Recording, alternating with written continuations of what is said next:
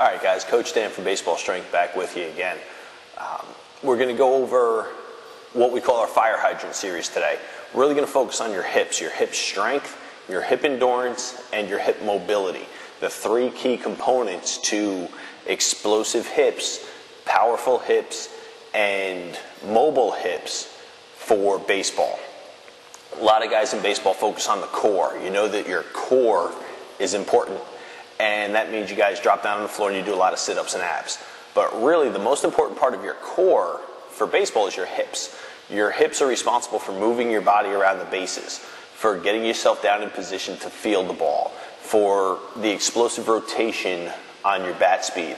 So your hips are really the key to your core. So our fire hydrant, let's first cover the starting position. Starting position is hands and knees. You'll see real quickly why we call it fire hydrants.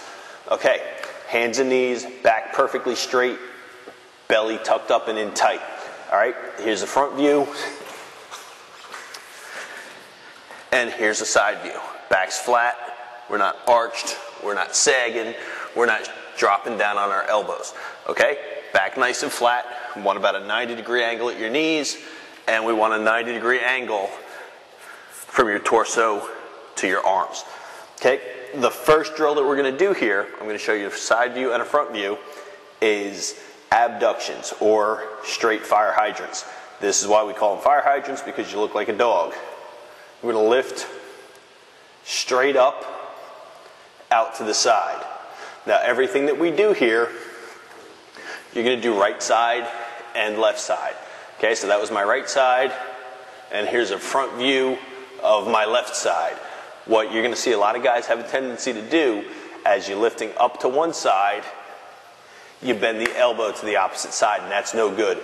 Want these elbows locked out straight and lift up to the side.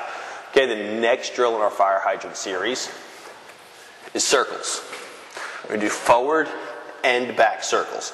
Forward circles, we're going to drive up toward my elbow and back and around. Backward circles, I'm going to go back and then around toward my elbow. Now on my left side, forward circles and backward circles. Again, keeping those elbows straight, back flat the entire time. Okay, our next drill is a scorpion. Call it a scorpion because you're going to make your leg look like a scorpion's tail. Driving straight up into the air, pushing that heel up toward the ceiling.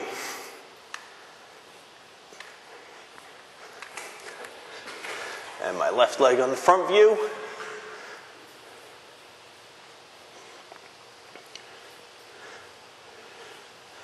Now you'll notice here, my eyes are focused about 3 feet in front of me on the ground. I'm not staring straight up. I'm not looking straight down. Got my head in a nice neutral position, not sagging, not highly elevated. Next drill. Straight leg hip pops. Okay, legs out straight, and we're going to pop that hip straight up in the air. All we're looking to do is get straight. We're not looking to go too high up in the sky. Now you should see from this angle that you just barely see my heel, if you see it at all, elevated behind me. Okay, now we're going to move with straight leg hip hops out to the side. So we're going to bring that leg straight out. This one, that your athletes are really going to have a tendency to bend the opposite elbow. Okay, back flat, and just lift that outside leg straight up toward the sky. Real small movement here. Okay, I'll demonstrate it for you. On my left side facing this way. See, I'm only lifting up 4 to 5 inches.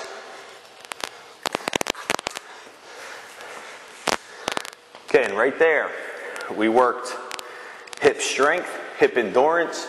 We had some quick moves on those hip pops and scorpions for explosive hip power, hip rotation on the circles. we've got your hips covered. Real quick, 5-minute circuit, and your hips are ready to go.